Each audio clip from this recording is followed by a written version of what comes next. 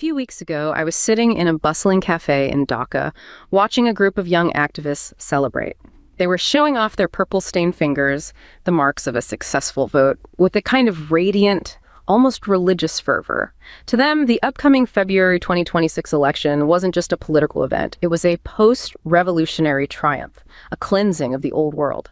One guy kept leaning over his laptop, showing me clips of international observers praising the return of the July Charter and the restoration of judicial independence. His eyes were wide with the conviction that once the ballot boxes were sealed, the country's problems would simply dissolve into the ether of democratic legitimacy. But as he talked about term limits and the beauty of checks and balances, I looked out the window at a nearby construction site. It was a massive infrastructure project, part of the legacy of the previous era, and it sat eerily silent. The cranes were frozen against the skyline, and the workers were just sitting on the curbs waiting for a policy review that seemed like it would never end. When I asked the activist if the new government would actually finish the bridge, his excitement faltered for just a second. He shrugged and said, "The process is what matters now. We have our voices back." That moment of hesitation was telling. It felt like watching someone celebrate the purchase of a world-class surgical kit while the patient lay dying on the table because no one had the authority to actually pick up the scalpel. We are told that this election is a ladder to prosperity, a carnival of procedural justice that the West is eager to applaud. But as the cheers grow louder, a cold question starts to linger. Are we building a functioning state, or are we just institutionalizing a vitocracy, a system where everyone has the power to say no and no one has the capacity to say go? We spent so much time perfecting the aesthetics of the voting booth that we might have forgotten that ballots can't generate kilowatts and a fair process doesn't necessarily pave a road. Wow, that image, the surgical kit with the patient on the table, that's incredibly visceral. It just stuck with me because it felt so true. You have this celebration of the tools of democracy, but a complete disconnect from the actual work of governance. It perfectly captures this anxiety that I think is running under the surface of all the international coverage right now. Yeah. Everyone's focused on the form of government, the procedures, the charter. The purple fingers. The purple fingers. Yeah. But they're completely ignoring the function. Does it work? Can it do anything? It was a heavy moment sitting there. These kids were so hopeful, genuinely believing that this piece of paper, this vote, was the magic wand. And I couldn't bring myself to point out that the giant metal crane right outside the window hadn't moved an inch in what looked like months. Two realities in the same room. One is this constitutional paper reality where everything's fair and just, and the other is the physical, concrete reality where things are just stopped, ground to a halt. And that collision, that's exactly what we need to get into today. Because as I was going through the research for this deep dive, the World Bank reports, the political theory from Ceballos, the raw logistics data, that silent construction site isn't just a temporary pause. It's a symptom. It's a sign of a deep systemic condition. Right. We're not just looking at a single election. We're looking at the fundamental architecture of a state that might be, and this is the scary part, designing itself into total paralysis. Yes, and that's what I want to focus on. Forget the horse race coverage, who won which seat in what district. I honestly don't care. What I want to know is, does the bridge get built? Does the power plant come online? The output. The physical output. And to understand that, we have to talk about this idea of a vitocracy. It sounds like science fiction, I know. It's a bit dystopian. But it's a real term for a very specific, very dangerous political sickness. And to really get our heads around it, we can't just talk in the abstract. We need to see what it feels like for the people on the inside. For the people trying to get things done. Exactly. Which brings me to this first story I came across.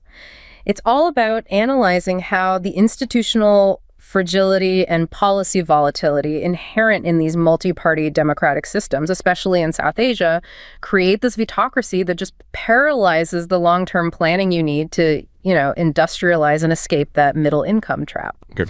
So picture this guy, a veteran civil servant in Dhaka. Let's call him Mr. Ahmed. He's not a politician. He's one of those career bureaucrats who's been in the same ministry for 30, maybe 40 years. The institutional memory, the guy who actually knows how the system works. You can just imagine his office, piles of files, the smell of old paper and tea, a wobbly ceiling fan. He's the guy who knows where the pipes are literally buried under the city. The real machinery of the state. And Mr. Ahmed, for the better part of his career, has been staring at the same set of blueprints. They're for a vital regional drainage system. We're talking about something critical to stop the catastrophic flooding that happens every single year in his part of the country. And how long has he been staring at these plans? Nearly 20 years. 20 years. That's a whole career spent on one project that hasn't happened. It is his life's work to not build this thing. And the timeline is just heartbreaking. So back in the early 2010s, he has everything lined up. The funding is there, the engineering plans are approved, the international partners are on board. Ready to go. Ready to break ground. But then there's an election. The government changes. The new administration comes in. They take one look at the project and say, nope. Why? Was there something wrong with the plan? No, nothing at all. The engineering was sound. The reason was that it was seen as a legacy project of the previous administration. Oh. And they could not stomach the idea of their rivals getting to cut the ribbon on it a few years down the line, so they scrapped it. Purely political. That's the first layer of this fragility right there. The not invented here syndrome, but weaponized. It's policy volatility driven by ego. But it gets so much worse. A decade passes. By the early 2020s, through sheer persistence, Mr. Ahmed gets the project back on the agenda. New government, new funding, new approvals. He's dusted off the blueprints. He's ready. Okay, second chance. Then, a coalition of local opposition parties files a lawsuit. On what grounds? They claim environmental concerns. But Ahmed, in his files, has stacks of environmental impact assessments saying it's fine. He knows, and everyone knows, it's a tactic. A delaying tactic. It's just about making the incumbent government look useless before the next election. If you can stop them from having a big win, like opening a major piece of infrastructure, you can campaign on their incompetence. So the judiciary gets involved. The court accepts the case for review. That judicial review process takes 3 years. 3 years. In that time, the cost of steel probably doubles. The price of concrete goes through the roof. The political will just, it evaporates. Gone. By the time the court finally says, okay, the environmental claims are baseless, you can proceed, the funding window has closed, the political coalition has shifted, the project is dead. Again. So Mr. Ahmed's job isn't building things. His job is processing the word no. That's what he said. He measures his career not in kilometers of canals dug, but in the sheer volume of rejection paperwork he's had to file. And this is the part that drives me crazy. The West looks at this and says, oh, look at the beautiful checks and balances. Right. The opposition has a voice. The courts can hold the executive branch accountable. This is a healthy democracy. But from the ground, for the people whose homes are underwater every monsoon, it's not a healthy democracy. It's a death sentence. The street still floods. The logic of distrust baked into the system produces a physically broken state. What you're describing is, it's a perfect real-world illustration of George Sebelius's veto player theory. Gustavo isn't just unlucky. He's a victim of a political science equation. Okay, you've got to break that down. When I hear veto, I think of, the president of the United States vetoing a bill or a member of the UN Security Council. A single, powerful no. That's the common idea.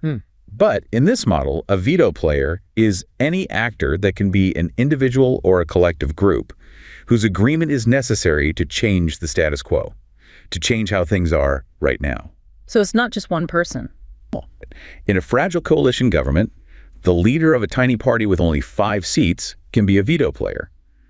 If they walk, the government collapses, so you need their agreement. Okay. If your constitution requires the Supreme Court to sign off on major projects, the court is a veto player.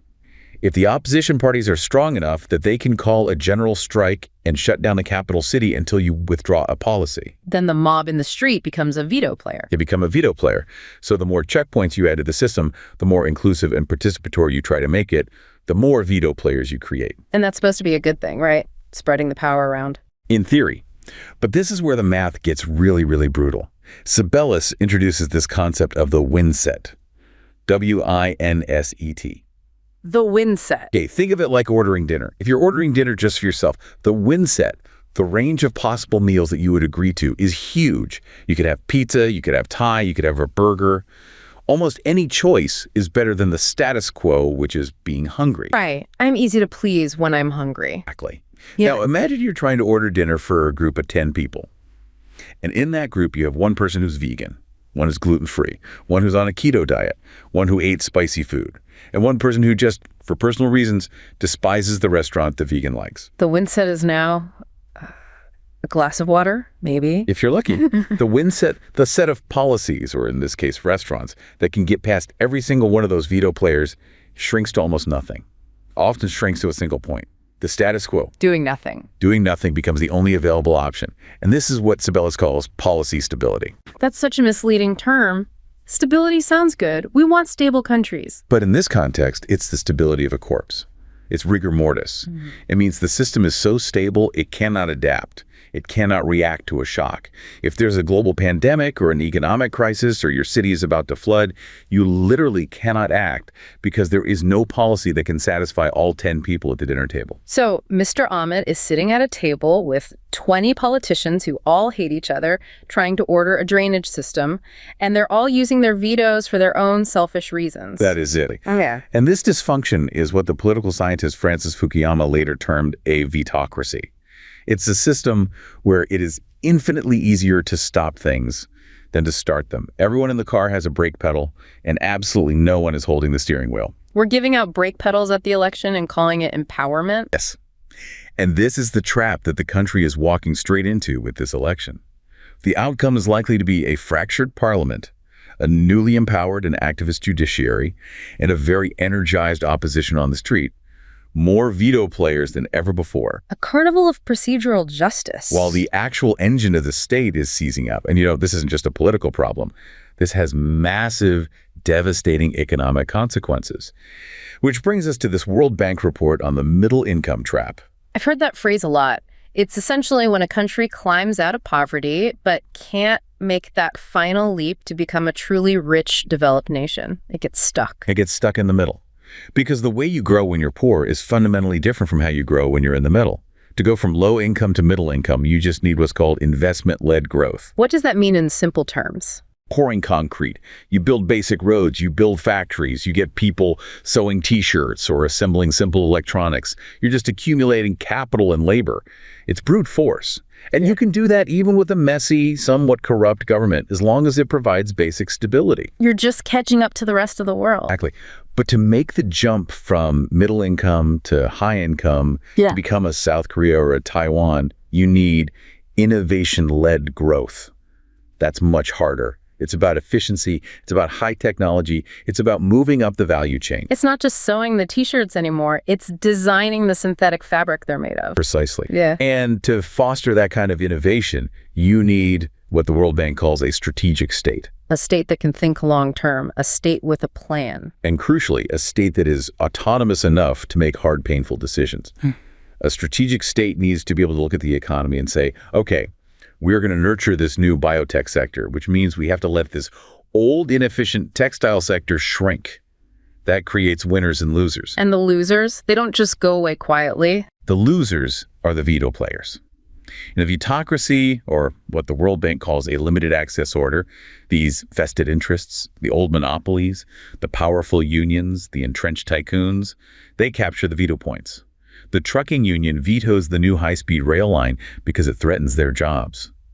The owners of the old polluting power plants use their political allies to block green energy regulations. So the very people who benefit from the old, inefficient economy use the democratic process to prevent the new economy from being born. That is the political economy trap, in a nutshell. In a system where everyone has a brake pedal, the people who want to keep the car exactly where it is will always win. So we're not just talking about political gridlock anymore. We're talking about a hard ceiling on a country's prosperity. We're building a political system that mathematically guarantees we stay stuck in the middle. And that leads us to the really difficult, really controversial part of this whole discussion, which is, how did other countries escape this trap? We have to look at the East Asian model. South Korea, Taiwan, Singapore in the 60s and 70s. Yes.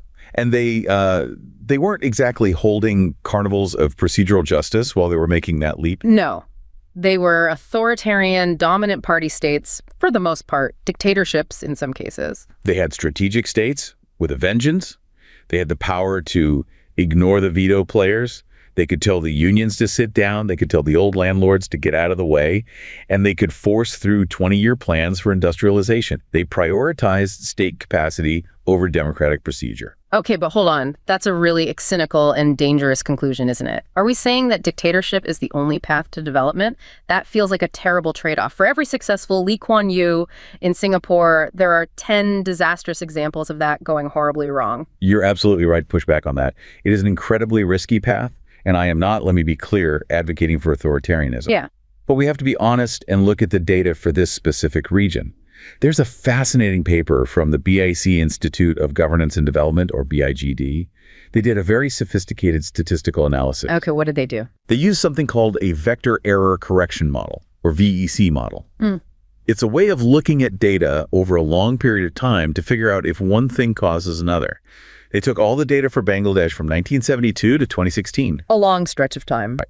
And they plugged in two main variables. On one side, democracy, which they measured using the Global Polity Score. It's a standard scale of how democratic a country is. And on the other side, economic development, measured by GDP per capita. Then they asked the model a simple question. Does an increase in the democracy score cause an increase in GDP later on? And what was the answer? Nothing. What do you mean nothing? They found no statistically significant evidence of a causal relationship. Zero. Really? So more democracy did not lead to more wealth? Not in a way that the data could prove.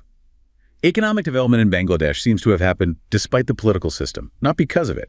It was driven by other things, the incredible growth of the garment sector, remittances from workers abroad, NGOs. But the type of government, whether it was a military caretaker or a messy parliament, it wasn't the engine of growth. That's a stunning finding. It completely contradicts the story we tell ourselves. It does. And in fact, the data hinted at the opposite, that democratic volatility, all the strikes, the political violence, the constant policy reversals every time a new party came in, that instability probably harmed long-term growth by scaring off serious investors. So the activist in the cafe, with all his hope pinned on the return of the July Charter, is betting on something that the data says is, at best, irrelevant to his economic future, and at worst, might actually hurt it. We're meticulously polishing the surgical kit while the patient is bleeding out because we've forgotten that someone actually needs the authority to perform the surgery. We're obsessed with the legitimacy of the government, and we're completely ignoring its capacity. Which really begs the question, if democratic procedure isn't the right metric for success, or at least not for survival, then what is? We're conditioned to judge an election on whether it's free and fair. But maybe the real test is whether the lights stay on the day after. And this is the fundamental clash between what we can call hard metrics and soft metrics. And it brings us right to the second story that really jumped out at me. Right. This one completely reframed the issue for me. It's about a comparative geopolitical analysis of how prioritizing these measurable physical output metrics, things like logistics, performance index scores, national electricity consumption, how that provides a more reliable indicator of a civilization's health and resilience than the soft metrics the West loves, like the Transparency International Corruption Index. Yeah. So I was on this online forum, and I found this post from a young electrical engineer in Chittagong, the big port city. He was reacting to another one of those annual reports from a Western NGO that had, once again, given Bangladesh a very low score on the Corruption Perception Index. Right, the annual naming and shaming list. The annual shaming ritual, exactly. And this engineer, he just wasn't having any of it. He wrote this long, passionate post. He said, "You people in the West, you talk about these perception scores as if they're gospel. Let me tell you about my reality." And he described the sound of the power grid. The sound of it. Yeah. The physical hum. He talked about a big, new coal-fired power plant that had just come online near his district. A coal plant, which, ironically, would get an F- score from a Western environmental NGO. Absolutely. But for this engineer and his community, it was a miracle. He said that for the first time in his adult life, his father's small garment workshop could run all 3 shifts, 24 hours a day, without having to fire up their noisy, expensive, unreliable diesel generator. That's a tangible material change in someone's life. That's more money, more jobs. He literally wrote, "Your Transparency International score is a ghost. It doesn't feed my family. The megawatts on the national grid. The Logistics Performance Index score for our port. That is the measure of our survival."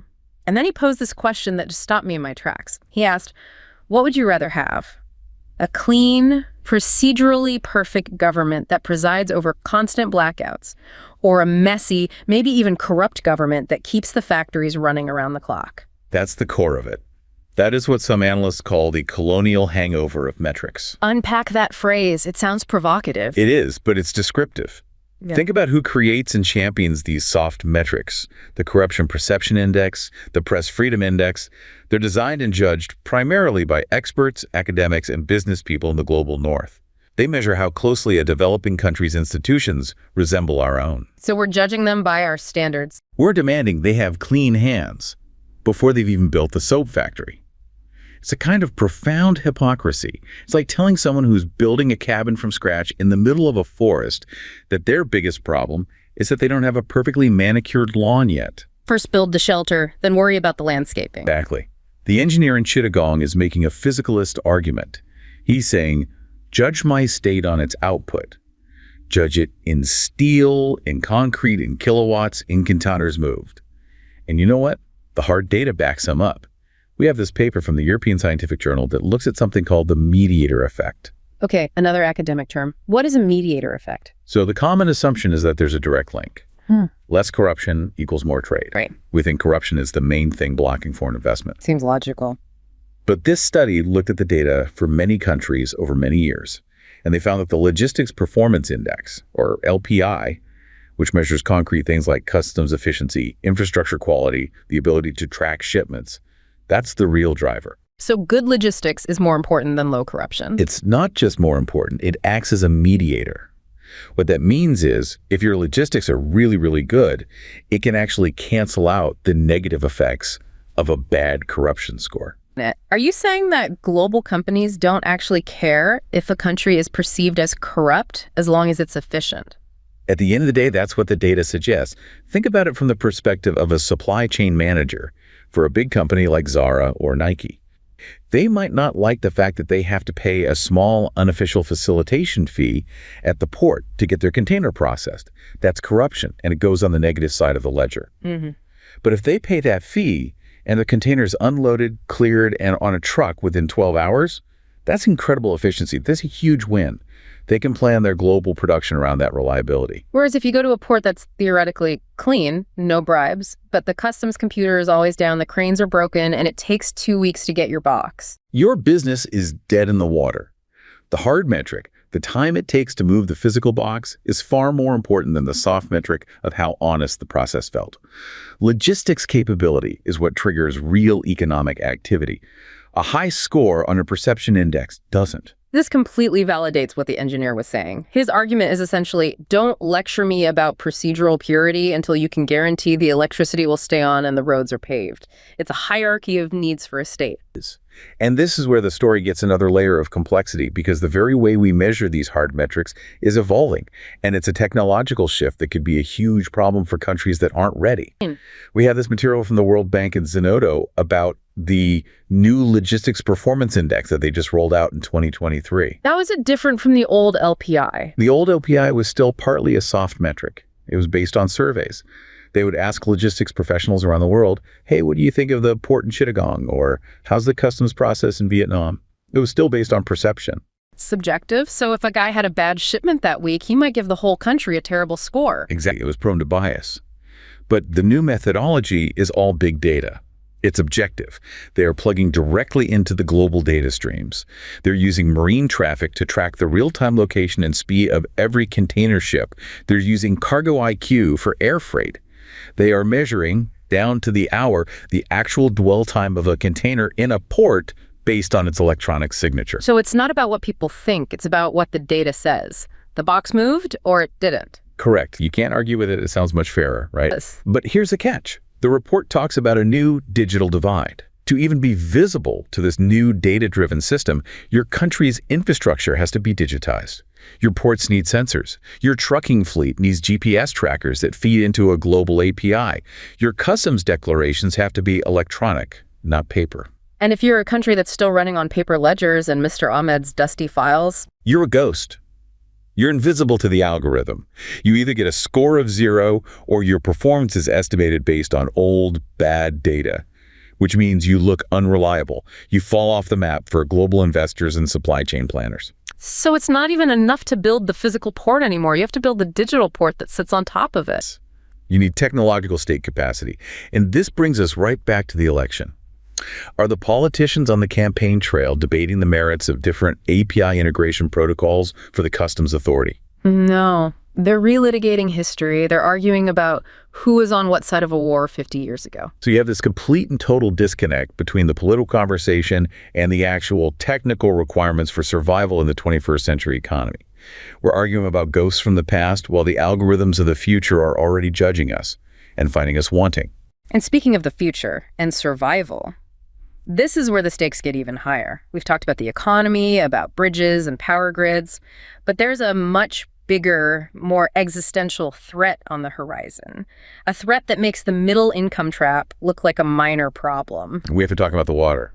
We have to talk about the climate, because this is where a vitocracy stops being an economic inconvenience and becomes an active instrument of death. This is where the paralysis becomes lethal. I want to share this third perspective I came across. It's based on this hypothesis that these Western-backed pushes for rapid democratization, especially in high-density, resource-scarce nations like Bangladesh, actually function as a form of geopolitical entropy, that they actively undermine the strong state capacity and collective survival mechanisms you need to fight something like climate change. Okay. I was watching this short documentary about the Charlans. You should probably explain what the Charlans are. It's a type of landscape that most people, especially in the West, just can't even comprehend. It's unbelievable. Imagine these massive rivers like the Brahmaputra carrying huge amounts of silt down from the Himalayas. Where the rivers slow down, that silt gets deposited and forms these huge temporary islands. They're called chars. Land made of mud in the middle of a river. And people live there. They build homes, they farm, but the land isn't permanent. A big flood, a shift in the river's course, and the island can literally be washed away in a single night. It is probably the most precarious human existence on the planet. And climate change is making it worse. More intense monsoons, sea level rise, pushing salt water up the rivers. Exactly. So in this documentary, they're interviewing a community leader on one of these chars. An old man, his face is just lined from the sun and the worry. He's seen it all. He's lived through 4 or 5 of these democratic cycles, these elections that are celebrated by the international community. And he said something that just chilled me to the bone. He called the elections slow motion suicide. Slow motion suicide. He laid out the cycle. He said every 5 years, the election comes. The political parties need to win votes right now. They need to give people something tangible. So what do? They take the national budget that was allocated for long-term climate adaptation projects. Things like building permanent concrete dikes and embankments. Yes, the hard, expensive, generational projects that would actually protect his island. And they divert that money. Where does it go? Short-term populism, subsidies on rice and cooking oil, small cash handouts to families, a temporary cut in the price of fertilizer, things that a voter can feel in their pocket today so that they will vote for that party tomorrow. This is the classic time horizon problem of democracy. Building a proper seawall takes 10 years and pays off over 50. An election is in 6 months. The math is brutal. It's brutal. So the long-term project gets canceled, the half-finished dike crumbles, the bamboo reinforcements wash away, and then the next big flood comes. And the entire village, the entire island, is gone. The leader said, every 5 years, we are forced to trade our long-term survival for a short-term vote. That story connects with horrifying precision to the academic work on this. We have the data from the Strauss Center on fragility and climate risks. Let's just look at the raw numbers for Bangladesh. It has the second largest number of people on Earth facing very high exposure to climate hazards. Give me the number. Over 90 million people. 90 million, that's more than the entire population of Germany. Or the UK. Just try to imagine the entire country of Germany being at direct risk of their homes being washed away. And that's just the very high category. 56% of the total population lives in high exposure areas. And this is where the work of a scholar named Colin Kahl becomes so important. He developed what's called the state failure hypothesis. Okay. Kahl's argument is that when you have this combination of intense environmental stress and rapid population growth, the demands on the state go through the roof. People need disaster relief, they need new infrastructure, they need healthcare. But at the same time, the environmental stress is destroying the state's ability to provide those things. It's washing away the tax base, literally. Exactly. And when you inject a volatile, hyper-competitive, winner-take-all democratic system into that pressure cooker of autocracy, where no one can agree on a long-term plan, you get what Kahl calls state exploitation. How does that manifest? Political elites start to use the scarcity as a weapon to maintain power. They play groups off against each other. They'll say there isn't enough land or relief aid for everyone, so we have to make sure our ethnic group, our political supporters, get it first. It fuels communal violence. And because the central government is paralyzed by all the veto players, it can't step in to enforce the law or protect minority groups. So the checks and balances that look so good on paper in a Western capital, on a flooding river island, they just mean there's no one to stop a local political boss from hoarding aid supplies or seizing the land of his rivals after a disaster. It creates ungoverned spaces. It is, as your source material put it, geopolitical entropy. The complex order of the state breaks down into chaos. This brings me to this idea of the Spenglerian moment that was mentioned. Now, I have to pause here because bringing up Oswald Spengler is a very deep and gloomy cut. This is the guy who wrote The Decline of the West after World War I, arguing that civilizations are like organisms that are born, grow, and inevitably die. Why on earth are we talking about a century-old German philosopher? Because one of Spengler's core arguments was that late-stage declining civilizations become obsessed with abstract forms and procedures while losing their vital, life-affirming energy. They lose the will to do great, hard things. They get bogged down in legalism and endless debate. So the argument is that the West, in its own twilight phase, is now exporting its own particular sickness, this obsession with procedure, to the rest of the world. Yes. That we are exporting a democratic virus, a political operating system that is based on hyper-individualism, endless checks and balances, and the primacy of the right to object. And we are installing it in places that are, for all intents and purposes, in a state of war. A war against nature, against rising seas, against demographic pressure. The people on the Shorelands don't need a 3-year judicial review about the environmental impact of a seawall. They need a seawall. They need a state that can function with the speed and unity of a military command in a crisis. The Spenglerian moment is the uncomfortable thought that our most cherished Western political values, individual rights, procedural justice, might actually be maladaptive for surviving the crises of the 21st century. If you elevate the right to object above the collective need to build, the inevitable result is that you drown. Freedom to drown. But it's exactly what that community leader was describing. He feels like the political system is actively dismantling his people's ability to survive. And that is where the Vitocracy becomes truly existential. In a paralyzed state, you simply cannot execute a 50-year plan to manage a river delta. It is a political impossibility. Each new government will cancel the plans of the last one. Each opposition group will find a procedural reason to sue and delay. The logic of inefficiency that Mr. Ahmed deals with every day becomes, in the face of climate change, a logic of annihilation. And the water just keeps rising. The water just keeps rising. Okay, let's try to pull all three of these threads together.